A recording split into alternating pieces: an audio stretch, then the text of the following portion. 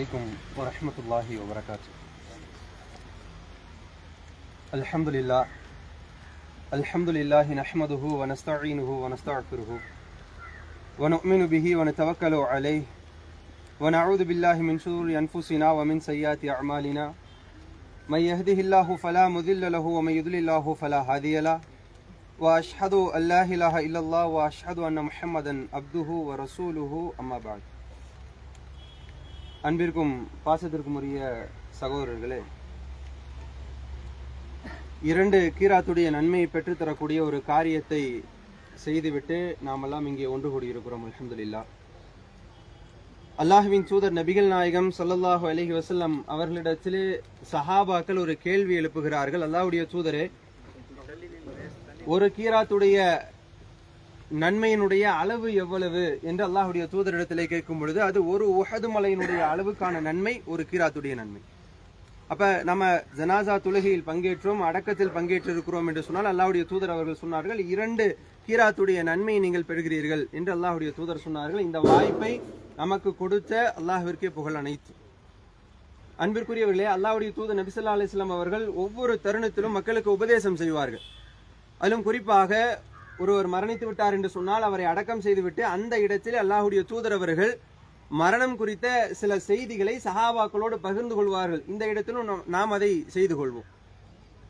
மரணம் என்பதை பொறுத்த வரைக்கும் நம்முடைய சிந்தனைகள் என்னன்னா, கண்டிப்பா நமக்கு மரணம் வரும், நாம கண்டிப்பா மரணிக்க போறோம் அப்படிங்கிற ஒரு சிந்தனை நமக்குள்ள இருக்கு. அதுல யாரிடத்திலும் நம்ம இடத்துல மாற்று கருத்துல இல்ல.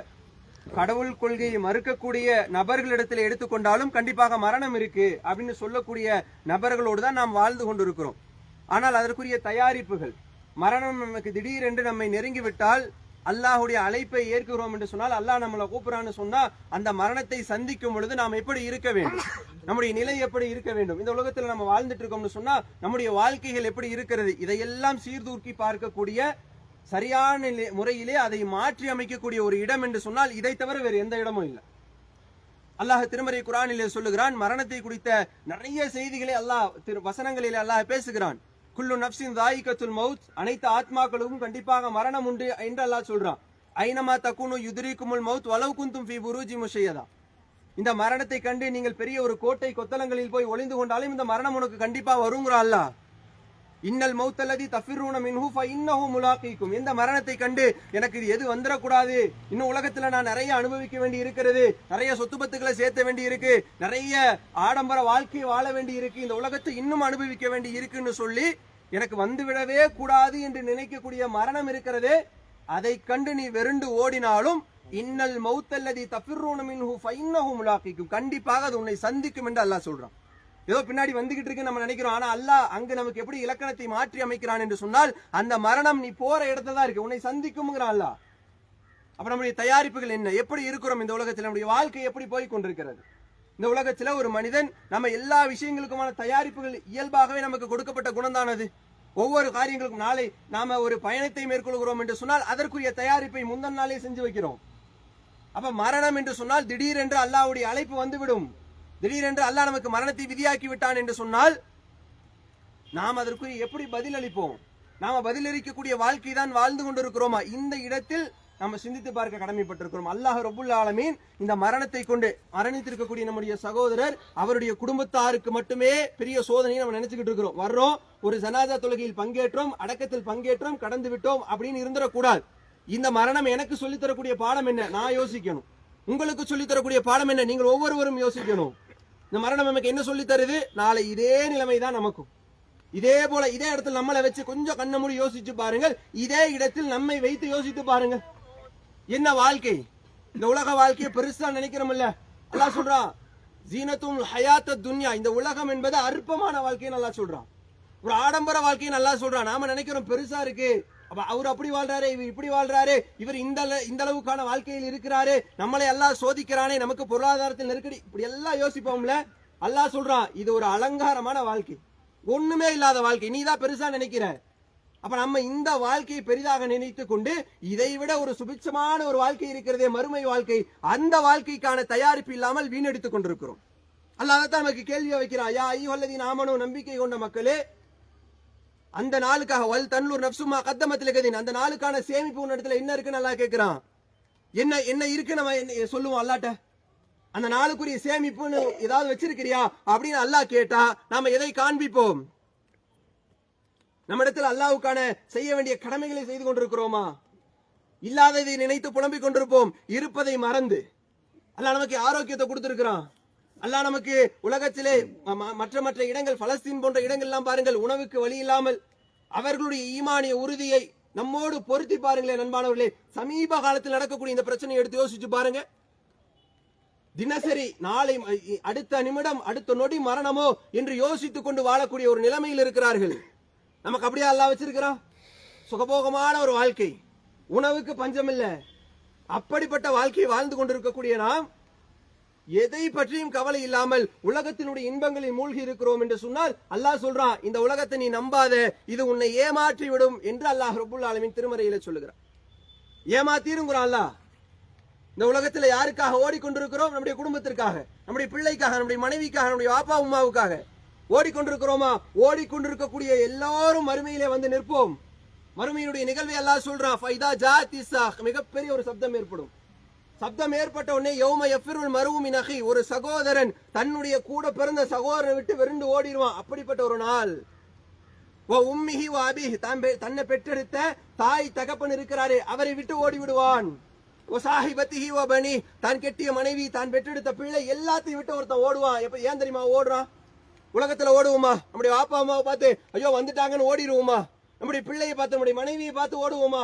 ஆனால் ஓடக்கூடிய ஒரு நாள் இருக்கிறது. அந்த மறுமை நாளிலே அல்லாஹ் ரப்புல் ஆலமீன் அப்படிப்பட்ட ஒரு சூழ்நிலை ஏற்படுத்துவான். ஏன் ஓடுறான் தெரியுமா? லிகுல்லி இம்ரிஹின் மின்ஹும் யௌமைதின் ஷகுனு யுக்னி, அந்த நாள்ல மிகப்பெரிய ஒரு சப்தம் ஏற்படும். அப்படிப்பட்ட நாள்ல எல்லாரும் விட்டு ஓடிடுவாங்களே. ஏன் ஓடுறான்னு சொன்னா அல்லாஹ் அதற்குரிய பதிலை சொல்றான், லிகுல்லி இம்ரிஹின் மின்ஹும் யௌமைதின் ஷகுனு யுக்னி. அந்த நாளுடைய பயங்கரம் அப்படி அதிபயங்கரமான ஒரு நாள். அப்படிப்பட்ட ஒரு நாளை சந்திக்க போறோம்ல. இந்த உலகத்தில் எப்படி வாழ்ந்துட்டு இருக்கோம்? அல்லாஹ்வுக்கு நாம செய்ய வேண்டிய கடமைகளை யோசித்து பாருங்கள் அன்பானவர்களே. அதில் நம்முடைய பங்களிப்பு என்னவா இருக்குது? தொழுகை தொழுகை தொழுகை என்று அல்லாஹ் ரப்புல் ஆலமீன் திருமறை குர்ஆன் நெடுகிலும் பல்வேறு இடங்களில் அல்லாஹ் தொழுகையை பத்தி பேசுறான். இங்க நிக்கிற நம்ம இடத்துல எத்தனை பேர் இடத்துல தொழுகை இருக்கிறது? எத்தனை பேர் தொழுகையிலே இபாதத்துடைய விஷயத்துல முதல் கேள்வின்னு அல்லாஹ் சொல்றான். மறுமையில போய் நின்ன உடனே தொழுதாயா என்று அல்லாஹ் கேட்பான். தொழுதாயா அல்லாஹ், தொழுகையினுடைய விஷயத்தில் சரியாக இருந்தேன் யா ரப்பே அப்படின்னு சொல்லிட்டா அடுத்த கேள்விகள் இலகுவாய்விடும். முதல் கேள்வியில இங்க கோளாறு இருந்துச்சுன்னா நம்ம யோசித்து பார்க்க வேண்டும் அன்பார்களே. யாரையும் நம்ம சுட்டி காட்ட வேண்டிய தேவையில்லை. நான் என்ன யோசிக்க வேண்டும், நீங்கள் உங்களை யோசிக்க வேண்டும். என்னுடைய நிலை, எனக்கு மவுத் வந்துட்டா யாரும் எனக்கு பதில் சொல்ல போறதில்லை. என்னுடைய மரணம் வருவதற்கு முன்னால் நான் எப்படி தயாராக இருக்கணும்? தொழுகையுடைய விஷயத்துல நம்முடைய நிலை எப்படி இருக்கிறது? அல்லாஹ் சொல்றான், வகீமுஸ்ஸலா, தொழுகையை நிலைநாட்டுங்கப்பா. இந்த தொழுகை இருக்கிறதே எப்படிப்பட்டது தெரியுமா? இது ஒரு மனிதனை மானக்கேடான விஷயங்கள் இருந்து பாதுகாக்கும். இந்த தொழுகையை நீங்கள் நண்பனாக எடுத்துக்கொள்ளுங்கள். இருக்கிறதா நம்ம இடத்துல? நம்ம யோசித்து பார்க்க வேண்டிய மிக முக்கியம். இந்த இடத்துல நின்று யோசிச்சு பாருங்க. பேசுறோம், கேட்கிறீங்க, திடீரென்று நம்ம யாருடைய மரண செய்தி நம்முடைய செவிக்கு வந்து எட்டும் என்று தெரியாது. ஃபஜ்ருடைய தொழுகை, மற்ற வக்துடைய தொழுகை எல்லாமே ஒரு காரணத்தை சொல்லி அதை தவிர்த்து வைக்கக்கூடிய ஒரு சூழ்நிலை. மற்ற வேலை எல்லாம் நடக்குது, வியாபாரம் முறையா நடக்கும், மற்ற நம்முடைய தேவைகள், நம்முடைய செயல்பாடுகள், நமக்கு அன்றைய தினம் நடக்க வேண்டிய எல்லா காரியங்களும் சரியா நடக்குது. ஏன் தொழுவதில்லை? எவ்வளவு ஒரு 2 ரக்காத்தை தொழுவதற்கு நமக்கு ஒரு மணி நேரம் தேவைப்பட்டு விடுமா? அல்லது 2 மணி நேரம் தேவைப்பட்டு விடுமா?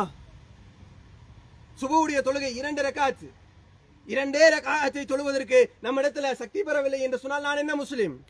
நான் என்ன அல்லாஹ்வை ஏற்றுக்கொண்டவன்? நான் என்ன அல்லாஹ்வுடைய தூதரை பின்பற்றக்கூடியவன்? அதுலதான் வெற்றி இருக்குங்கிற அல்லாஹ். அதனுடைய வாசகத்தை கூட அல்லாஹ் எப்படி மாத்தி வச்சிருக்கான்னு சொன்னா, அஸ்ஸலாத்து கைரும் மினன் நௌம். நீ தூக்கம் பெருசு நினைக்கிறீல, இதுதான் பெருசு, இதை விட்டா அடுத்து கிடைக்காது, இன்னைக்கு தூக்கம் கிடைக்காது நீ நினைக்கிறீல, அது ஒண்ணுமே இல்லடா. தூக்கத்தை விட தொழுகை பெருசுன்னு அல்லாஹ் சொல்றான். நீ பெருசா நினைக்கிறீல, அது பெருசு இல்ல. அஸ்ஸலாத்து கைரும் மினன் நௌம், இந்த தூக்கத்தை விட தொழுகை தான் சிறந்தது, தொழுகை தான் பெருசுங்கிறான் அல்லாஹ். நாம ஏன் அதை செய்ய மாட்டேங்கிறோம்? நம்முடைய முஹல்லாவில் பள்ளிகள் இல்லையா? நம்முடைய செவிகளில் பாங்கு ஒலிப்பதில்லையா? ஏன் இதை விட்டு இப்படி நம்முடைய வாழ்க்கை நகர்ந்து கொண்டிருக்கிறது? யோசித்து பாருங்கள். நாம அல்லாஹ்வுக்கு செய்ய வேண்டிய கடமை என்று இருக்கிறது, அதில் மிக முக்கியமான ஒரு கடமை. நம்ம இந்த இடத்தை வந்து சேர போறோம்னு சொன்னா இந்த இடத்திற்கு எப்படி தயாராகணும்? வெறுமனே மௌத்து மௌத்து மௌத்து வந்துரும் பார்த்த வகையில் சொல்கிறேன், ஒரு வாய் வார்த்தையாகத்தான் அதை நம்ம வைத்திருக்கிறோம். நம்ம இடத்துல உண்மையாலுமே உளமாற ஒரு மரணத்திற்குரிய ஒரு சிந்தனை நம்ம இடத்துல இருக்குதா? யோசிச்சு பாருங்க. பேசும்போது நாளையில இருந்து சரி, அப்படி அது நாளையோடு அப்படின்னு இருந்துடக்கூடாது. கேட்கும் பொழுது நம்முடைய உள்ளத்திலே மாற்றம் வரும். நாளையில இருந்து தொழுகை, இன்னில இருந்து தொழுகையை சரி செஞ்சிடணும், மற்ற இபாதத்துகளை செய்யணும், தர்மம் பண்ணணும், இப்படின்ற சிந்தனை வரும். ஷைத்தான் வழிகெடுப்பான். அதை முறையாக என்னுடைய ரப்புக்காக நான் செய்யறேன், என்னுடைய ரப்புடைய திருப்பொருத்தம் வேணும், அவன் என்னை ஏத்துக்கணும், அவனை நான் சந்திக்கும் பொழுது அவன் என்னை புன்முறுவலாக சிரித்து என்னை வரவேற்க வேண்டும், என்னுடைய ரப்ப நான் மறுமையில பார்க்கணும், அப்படிங்கிற சிந்தனையோட நம்முடைய அமல்களை அமைச்சுக்கணும். இந்த இடத்துக்கு வர்றோம்ல, இந்த இடத்தில் நாளை நம்மை கொண்டு அடக்கம் செய்கிறார்கள் என்று சொன்னால், இந்த இடத்திலே கேட்கப்படக்கூடிய கேள்விகளுக்கு ஒரு முஸ்லீமாக இருந்து பதில் சொல்ல வேண்டும் என்று சொன்னால், உலகத்துல ஒரு முஸ்லீமா நம்ம வாழ்ந்திருக்கணும்.